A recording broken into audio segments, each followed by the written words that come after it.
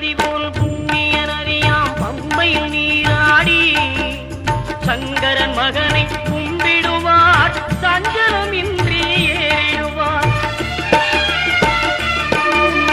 நீலிமலை ஏற்றம் சிவபாலனும் ஏற்றிடுவார். காலமெல்லாம் நமக்கே அருள்காவலனாயிருப்பார். தேகபலம் தா பாதபலம் தா தேகபலம் தா பாதபலம் தா தேகபலம் தா